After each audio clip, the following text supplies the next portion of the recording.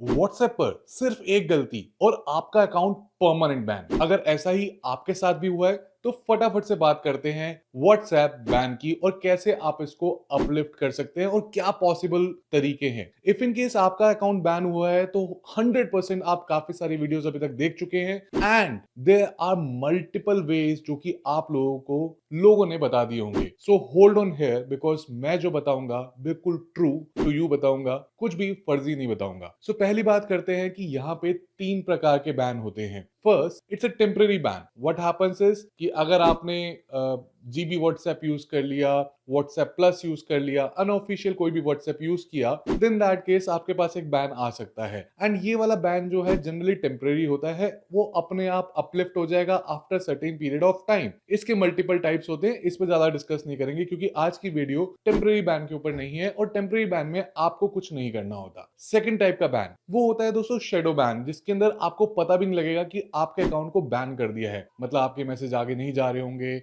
आप किसी नए बंदे के साथ चैट नहीं कर पाओगे। इस टाइप के बैन भी कई बार देखे गए हैं। पर जो तीसरा सबसे इंपॉर्टेंट और सबसे खतरनाक बैन है वो है परमानेंट बैन। और ये क्यों होता है इसको पहले समझ लो। आपने क्या किया होगा, आपने कई सारे दोस्तों को मैसेज भेज दिए होंगे, कई सारे नोन अननोन नंबर्स पे आपने मैसेज भेज दिए होंगे, जो कि व्हाट्सएप को बिल्कुल सुहाता नहीं है। क्योंकि अगर उसमें से कुछ बंदों ने आपके अकाउंट को स्पैम फीडबैक दे दिया तो उस केस में आपका अकाउंट हो जाएगा बैन। और ये वाला जो बैन आता है भाई, ये वाला सबसे खतरनाक बैन है। क्योंकि अगर ये गलती से नहीं हुआ है और ये जानबूझ के किए हुए स्पैम मैसेजेस थे, देन आपका अकाउंट वापस नहीं आ पाएगा। जी हाँ दोस्तों, आपका अकाउंट वापस नहीं आ पाएगा। अब कब और किस केस में वापस आ सकता है? तो कई बार होता है एआई की गलती हो जाती है, गलती से आपको अकाउंट बैन कर दिया। आपने कोई ऐसी गड़बड़ काम नहीं किया था, आपके अकाउंट से कोई स्पैम नहीं हुआ, स्कैम नहीं हुआ, फ्रॉड नहीं हुआ, तब भी अगर आपका अकाउंट बैन हुआ है तो व्हाट्सएप आपको एक तरीका देती है जिससे आप इसको रिक्वेस्ट रिव्यू कर सकते हैं। तो आप लोगों ने भी अपनी स्क्रीन पे देखा होगा कि व्हाट्सएप पे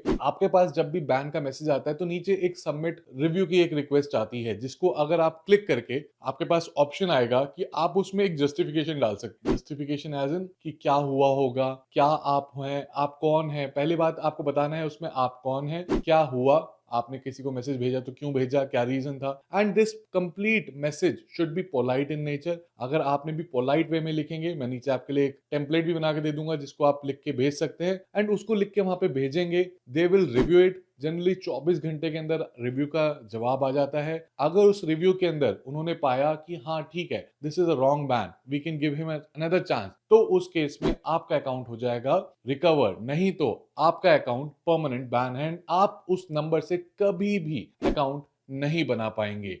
तो अगर आपको भी रिक्वेस्ट सबमिट करनी है तो जस्ट आपको सबमिट रिक्वेस्ट पे क्लिक कर देना है। आपके पास फिर कुछ दिनों बाद एक नोटिफिकेशन आएगी कि आपकी हमने रिव्यू रिक्वेस्ट को पढ़ लिया है। अब उसका जो भी नतीजा है, रिजल्ट है, वो आपको वहां पे दिख जाएगा। अगर उसका नतीजा पॉजिटिव होगा तो वहीं पे आप व्हाट्सएप को लॉग इन कर पाएंगे, आपकी सारी की सारी चैट्स वापस रिकवर हो जाएंगी। अगर आपके उसमें कोई भी गड़बड़ थी तो they will say it's not going to get recovered, आपका अकाउंट बैन का बैन ही रहेगा। कोई बटरिंग नहीं करी मैंने यहाँ पे, कोई शुगर कोटिंग नहीं, ये सच है, इसको मान लो।